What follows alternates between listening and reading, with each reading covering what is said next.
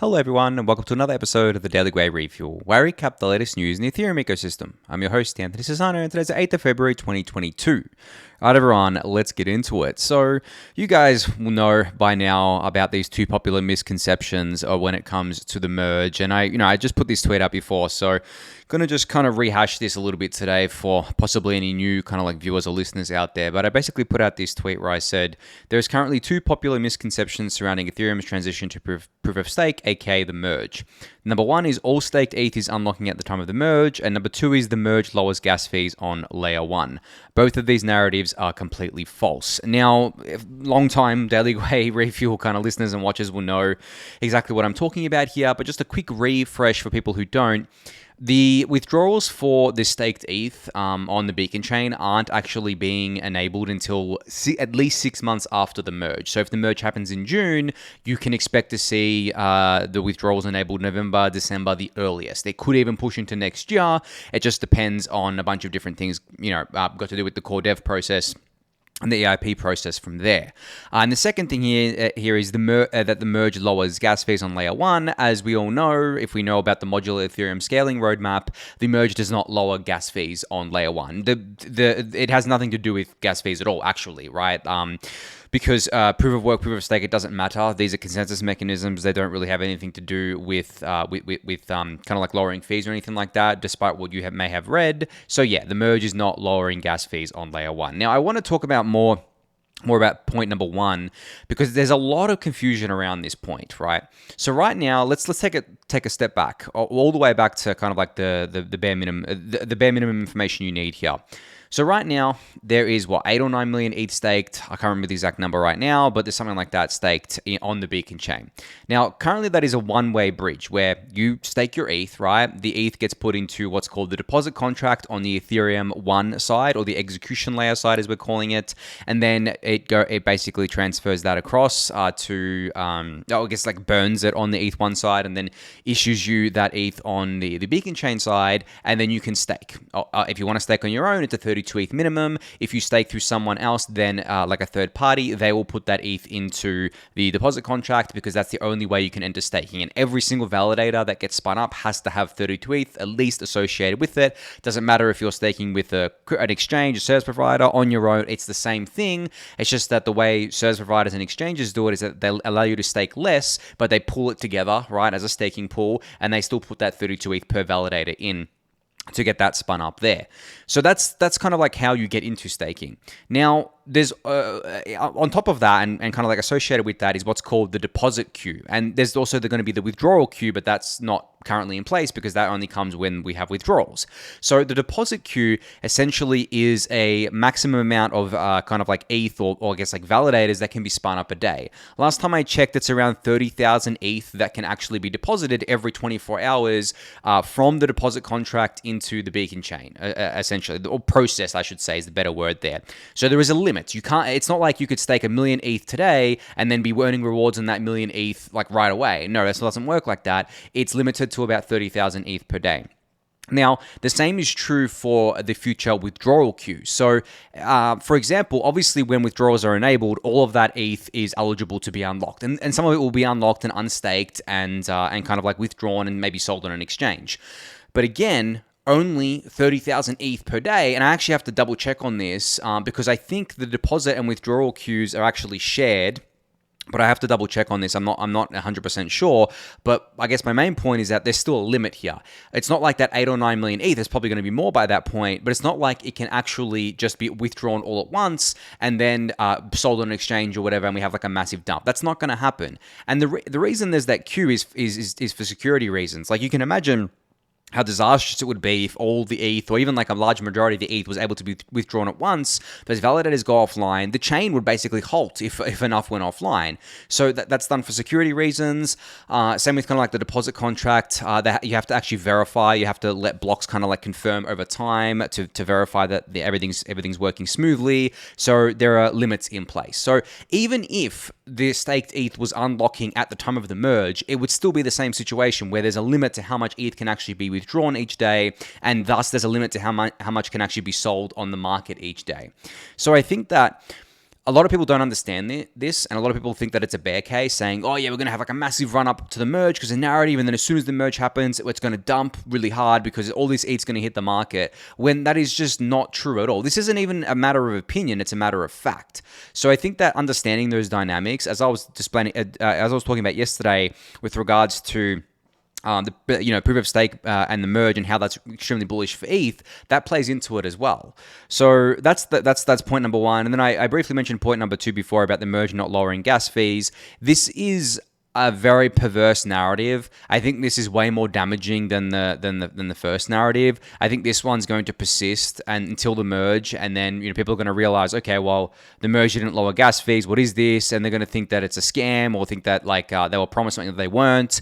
It's going to be annoying to deal with. I don't think it's existential or like a bear case for Ethereum or anything like that, but it's going to be a bit annoying to deal with. It's going to be kind of like dealing with people who thought EIP 1559 would lower gas fees, even though I personally didn't see a single person ever say that EIP 1559 would lower gas fees, and anyone who did say that was part of the minority. That it wasn't the consensus opinion. None of the serious researchers, developers, educators in this space ever claimed that 1559 would lower gas fees, at least from what I saw. And that's because we all knew that it wouldn't. We all knew that the best thing it would do would be smooth out transaction fees, which could lead to a slight decrease in gas fees, which I think ended up being around 6 or 7% for Coinbase, for example. Not network wide, but I think Coinbase ended up saving 6 to 7% because they had better transaction certainty around getting their transactions in and getting their withdrawals processed and things like that. But generally, yeah, it wasn't a kind of like a block size increase or anything like that. Technically it was, but like we're only using half the block. I'm not going to get into the mechanics of it, but I think that narrative still persists to this day, where people say, oh, we were promised lower gas fees with 1559, it didn't happen. I was like, no, you weren't. And that's why I keep hammering on about the merge not lowering gas fees, is because no one's promising that. No one serious is promising that. You know who's promising that? The bloody clickbait YouTubers that are just spreading absolute crappy information all the time. That really pisses me off, because I try to like fight back against this, but obviously the viewership on the Daily Gwei is much lower because I don't use clickbait and things like that. And then you have these massive accounts saying stuff like ETH2 or the merge is going to lower gas fees, blah blah blah. When in reality you already can have cheap fees today. Go to a layer 2. There you go. They're already live today, and the kind of like Ethereum core protocol roadmap is being kind of like architected to make L2s better, as we all know. So yeah, I just wanted to kind of like rehash a bit on those misconceptions there. I hope that you guys keep educating on this as well. If you ever see someone kind of like bring up these bad narratives and you feel like correcting them, please do so, because every little bit helps. Even if if you're a small account on Twitter, even if you've only got like 100 followers, it doesn't matter. What matters is if we all work together and we all kind of like put this message out there, we can counteract the bad information. Yes, it may feel like, we're not making progress, but I think we are. Like every single person that we're able to educate is still progress. Even if it's slower than what other people kind of like spread, it's progress. So I hope you guys kind of like stick to doing that there. But anyway, moving on to the next bit of news from the last 24 hours was that KPMG Canada announced that they have completed an allocation of crypto assets to their corporate treasury, and this is their firm's first of its kind investment into the crypto asset class. This includes BTC and ETH tokens and carbon offsets to maintain a net zero carbon transaction. This is pretty cool. I mean, KPMG is an absolutely massive kind of like financial services firm. I think their revenue, I was looking it up before, is like $30 billion worldwide, which is obviously nothing to scoff at there. And they are a company that have put ETH on their kind of like balance sheet here, and BTC, of course, which is huge, right? We saw a lot of this obviously during 2020 and somewhat in 2021, with BTC. But as I said to you guys back then, we would be seeing ETH on these balance sheets right alongside BTC, and we have been lately. And it just makes sense. I mean, BTC and ETH are the two blue chips. There's nothing that even comes close to the same legitimacy and the same kind of like I guess like ecosystems that BTC and ETH have. I know you guys obviously know that I'm not really bullish on Bitcoin as kind of like an ecosystem, but I can't deny that it's a large ecosystem. Just because I'm not bullish on it doesn't mean that other people aren't. So, and obviously it's still the biggest cryptocurrency. It's still the one that a lot of the normies, as they call them, love, because they don't understand the intricacies of it. They just want an asset that they can hold and goes up over time. That's it, right? So, but I think with ETH there's a lot more that can be done here. Obviously with staking staking and stuff like that. Their staking products can be offered to clients and things like that. So there's more to it than just with BTC, and I guess that's what gets me excited about ETH. But yeah, very, very cool to see just such a large kind of like company putting ETH on their balance sheet. That, I guess, further signals to other companies that they, it's safe to do so. Like, obviously, I think Saylor kickstarted it originally, and he signaled to a lot of other companies and corporates and enterprises that it was safe to put BTC on your balance sheet, or it was like the cool thing to do. I think the same is true for ETH. I think, it hasn't materialized as quickly as I thought it would, and I kind of like underestimated how slow corporates and enterprises move, even though I shouldn't have, because I've worked for one before. I know how slow they move. But I think a lot of the time, many of them are chasers. So what will happen is they'll feel comfortable doing it when the prices are going up, but they won't feel comfortable doing it when the prices are going down. And you may think that this is what noobs do, right? Noobs to crypto do this, where they come in when the price is going up and then they leave when the price is going down. But, at the end of the day, these massive kind of companies are run by people, and these people aren't experts on crypto. They are new to crypto as well. So any of the decisions that the company makes are really just decisions that people have made. And if these people are kind of thinking, okay, well, the price is going up, this asset class is absolutely massive, we need to get in because it's already gone up this much. It's the same thing, guys. It's still people at the end of the day. And if you think that these people, just because they may be smart in one area, that just because maybe they're a really smart successful executive at KPMG, for example, doesn't mean they have any context or kind of like any knowledge of crypto, right? If they're a complete crypto noob, they're not going to be an expert on it overnight, especially when it comes to the assets themselves. Because as we all know, crypto can move very, very quickly in a short amount of time and cause an extreme amount of FOMO. And that affects not just individuals, but corporations as well, because those individuals in the corporation are responsible for the decisions that the corporations kind of make here. But anyway, glad to see KPMG do this with BTC and ETH. Looking forward to more companies putting ETH onto their balance sheet. So you'll have been hearing about danksharding a lot lately. I've been talking about it on the Refuel. Polynya has been a very big cheerleader of it. And they put out a great thread today on Twitter, kind of describing it by comparing it to BitTorrent. So Polynya said, danksharding is not like existing blockchains. It's more like BitTorrent, but with Ethereum security. The more peers you have, i.e. more decentralized, the faster things get. Over and above this, things keep improving over time as bandwidth and storage gets cheaper. So the reason why this analogy makes sense is because for anyone who's ever used torrenting software, the more peers that you have, right, and the more people that you're connected to, the faster your downloads are. And obviously this is capped by the bandwidth that you have from your ISP, but you can get like to the maximum amount that your ISP is given you by having the right amount of peers. If you've only got one peer, then the download is going to be much slower, especially because their upload speed might be might be quite slow, right?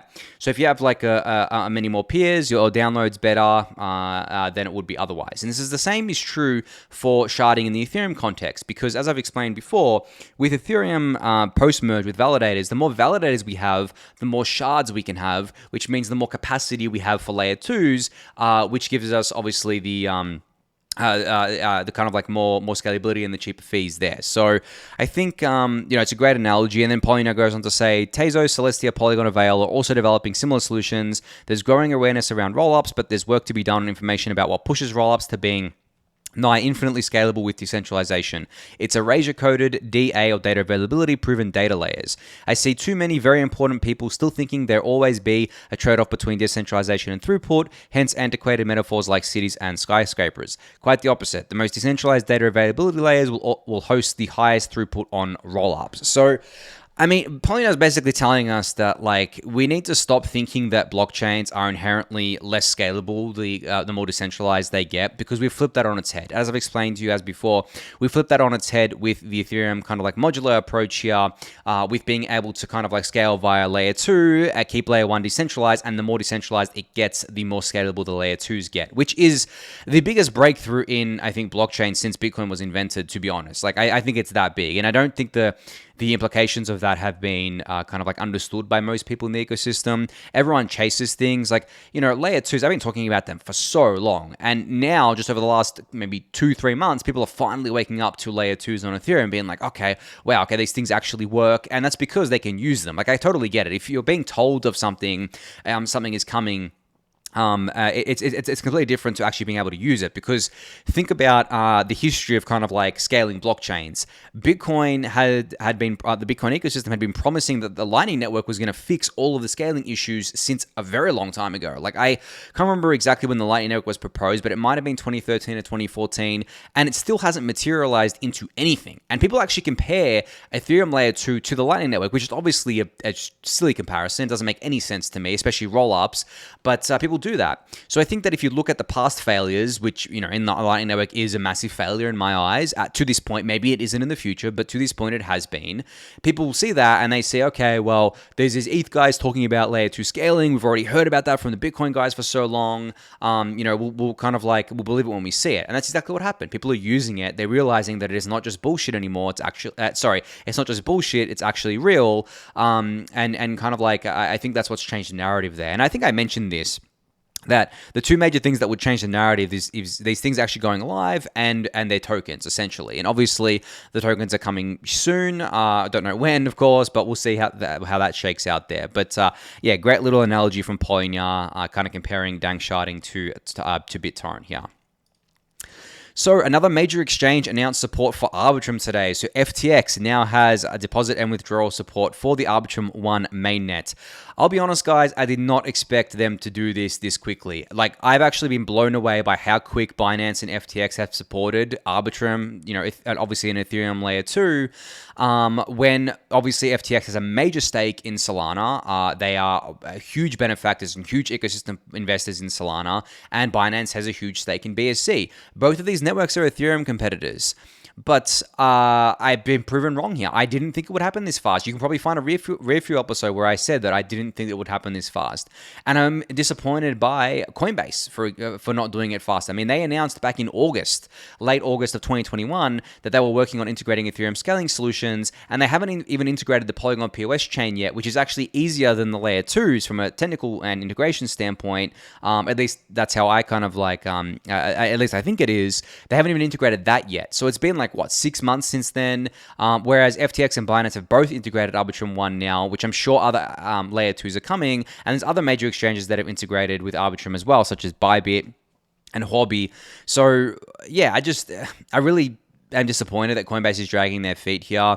I understand that they are a huge exchange. They have a lot of kind of like technical hurdles to work through. Maybe they didn't have the right people on board to do this, but if it was a priority for them, it wouldn't have taken them this long to do it. It'll come eventually, but if it was actually like on top of their list of priorities, yeah, it would have been done. I think that it's simply because there's just not enough demand yet for it, because we don't have people, that hold tokens, and they're not going to go shill their favorite things to Coinbase and stuff like that. But I think being a more forward-looking exchange is how you win, and that's exactly why Binance and FTX have such large volumes. They are very forward-looking exchanges. Barring whatever opinions you have of these exchanges and of their leaders, they've been at the forefront of crypto for a long time. That's why they grew so fast. That's why they took market share away from other players, because they were able to kind of like evolve much faster. Some of it was for regulatory reasons. Obviously, Coinbase is in the US and they can't move as fast as FTX's non-US exchange and Binance's non-US exchange.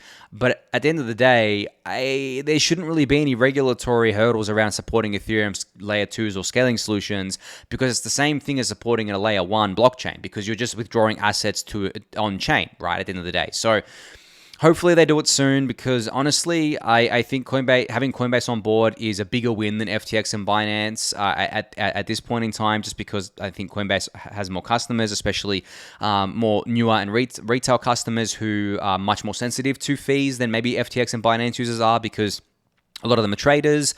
But yeah, we'll kind of like see how that plays out there. But very, very awesome to see FTX supporting the Arbitrum 1 mainnet here. So speaking of Polygon, they have announced an absolutely massive fundraise here of $450 million led by Sequoia, which is a huge kind of like Web2 VC fund here that that's been venturing into V3 lately. But yeah, these are, I mean, there's a bunch of investors involved in this round. There is, obviously, as I said, Sequoia, which kind of like led the round, Sequoia Capital India in particular, with participation from the SoftBank Vision Fund 2, Galaxy Digital, Galaxy Interactive, Tiger Global, Republic Capital, and more prominent investors here. And there are also a bunch of other kind of like investors, like Alameda Research, which again is funny because they're part of FTX, Animoca Brands, which you may have heard of, Union Square Ventures, obviously massive there, Dragonfly Capital, a bunch of others here. I'm not going to read them all out, of course. So I guess congrats to Polygon on this raise. This is huge.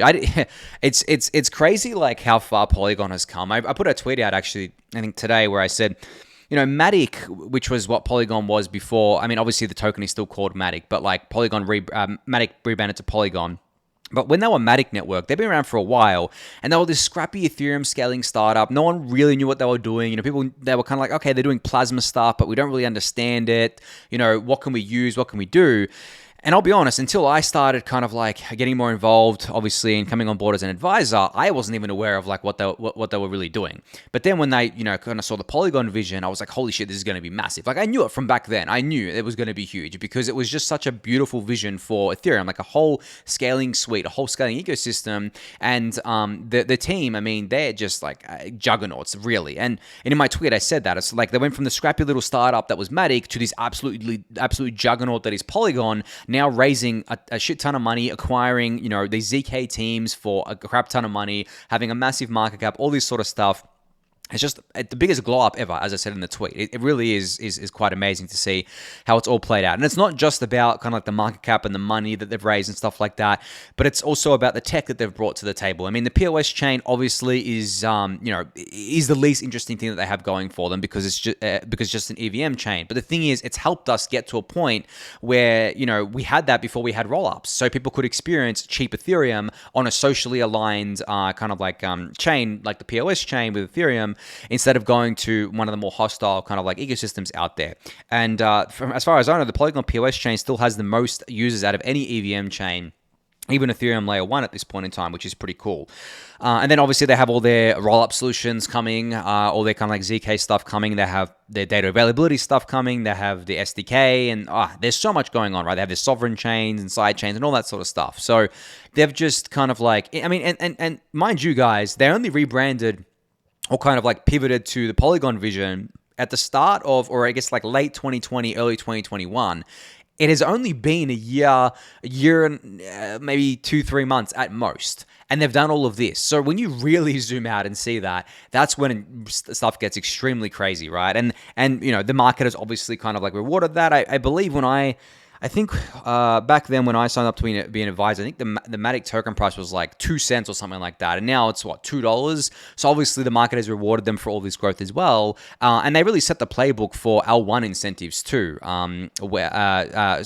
the L1s or the alt L1s all copied the Polygon POS chain's incentive program for liquidity mining and stuff like that. But yeah, so that was cool to see. But yeah, congrats on this raise. I'm going to stop it there because you guys know I'm an advisor here. I don't want to show you too much on Polygon, but you guys know that. You guys know that I'm a big Polygon guy. Have been supporting them for a while now, and just great to see this kind of race here. It's obviously gives them a lot of money. They're going to have runway forever. You know, they're going to keep executing on their vision to bring Ethereum to the world. So an update on the L2 Uniswap liquidity mining proposal from Lido Cohen here that I've spoken about before. So the first audit results have been received, all minor issues addressed, waiting for a final report. Designs by Salo here are done, and you can see the kind of designs here. Carter McAllister here is working on the front end, and David Mihal is continuing to work on the contracts and more here. So sorry, I should go here, down here. The Headless Working Group, the Little Colin continues, the Headless Working Group now even has a logo and a temporary domain at uniswapstaking.com. You can see the L2 2022 logo here. These are awesome logos. I love these. And then, yeah, I guess like Little Cohen goes on to say, as soon as the app is completed and we have a final audit report, we will submit the governance proposal on-chain and hopefully kick off the liquidity mining. So this is the liquidity mining for Uniswap on L2s, which is obviously going to be a very, very big deal, get a lot of liquidity on there, and we're going to try, hopefully we can really kickstart L2 2022 and get the flywheel going without the native token incentives from the actual L2s themselves. So yeah, there's an update on what's happening with that. All right, so a new kind of project out of the Aave ecosystem today that they've been teasing for quite a while called Lens Protocol. Now, Lens Protocol describes itself as a permissionless, composable, and decentralized social graph that makes building a Web3 social platform easy from the team that bought you the Aave protocol. So Lens Protocol is trying to be decentralized social media, but they're not trying to be something like we've seen in the past where it's a monolithic architecture. They're going for a modular architecture where you can plug and play and do a bunch of different things with it. So all the details are in this thread. I'm not going to dive deep into it here because you can learn all about it here, but they're actually blending a bunch of different kind of like things together. And I should say this is actually going to be on the Polygon POS chain. It's currently live on the Mumbai testnet, on the Polygon Mumbai testnet, but it will be on the mainnet relatively soon. But yeah, they're blending NFTs together here, DAOs together here for profiles and stuff like that. They're doing a lot of cool things. They're using IPFS. There's actually a lot going on here, and that's why I can't really summarize it in a couple of minutes on the Refuel. I want you guys to go and read it and to kind of like really take in all of this, because I mentioned yesterday how I thought that every attempt at decentralized social media up until this point has been pretty shitty and hasn't actually worked. This is the first attempt after reading about it that I'm actually excited about and that I think actually can work. Because of the modular approach, it means that you're not locked into any one kind of like website or any one kind of like, I guess, like interface or anything like that. Everything is modular. Like your profile is modular, your posts are modular, your pictures, music, videos, all that sort of stuff. Your profiles, all that kind of like stuff there. And because of that, you can bring that to wherever you want to bring it to. And that, I think, is the true kind of like vision for decentralized social media, for Web3 and things like that as well. So definitely go give all the documentation a read. You can sign an open letter at lens.dev/letter to show your support for it and everything like that. And as I said, it is live on the Polygon Mumbai testnet, which with it going live on mainnet in an alpha capacity soon. So very much looking forward to playing around with it on mainnet as well, and definitely been playing around with it on the testnet. Works quite well so far, but yeah, this is really cool. As I said, I want to see a truly decentralized social media play out and actually work, and I think this is the best attempt so far at it. I mean, early days still, but this is the one that I'm most excited for right now, especially because it's being backed by the Aave protocol team, who are obviously, they ship, they make great products, they, have a lot of faith in them, and obviously this is being built as a community project too, so we're going to see how that all shakes out there. All right, so another great thread from Bartek from the L2 Beat team here today about bridges. So obviously not going to read out the thread, but you can go check it out for yourself. I've spoken about bridges so much on the Refuel the last few months. It's very important to always understand, I guess, like the risks and have a risk framework for assessing bridges, and I think this thread actually gives you a really great breakdown. I know I said that L2Beat are working on getting like a kind of like pages set up for bridges on their website, and that's still coming, but you can use this thread right now as a way to kind of like form a risk framework in your head around what bridges to use, what are the risks, how to protect yourself, all that sort of stuff there. So I just wanted to highlight this thread. Definitely go check it out. It'll be linked in the YouTube description below.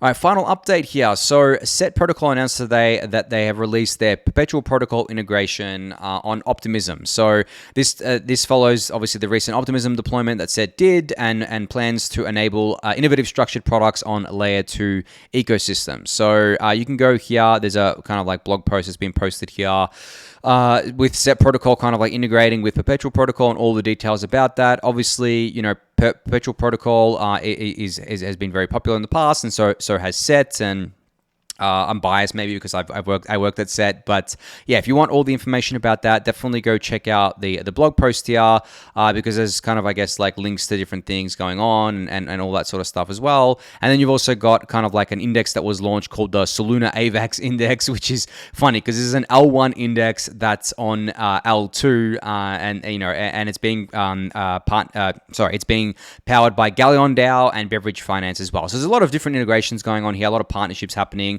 I love to see this stuff happening on Layer 2 as well, because obviously it's all about getting more and more people to L2, getting more and more projects on there, getting more and more composability going on as well. So I think on that note, that's going to be it for today. So thank you everyone for listening and watching. Be sure to subscribe to the channel if you haven't yet. Give the video a thumbs up, subscribe to the newsletter, join the Discord channel, and I'll catch you all tomorrow. Thanks everyone.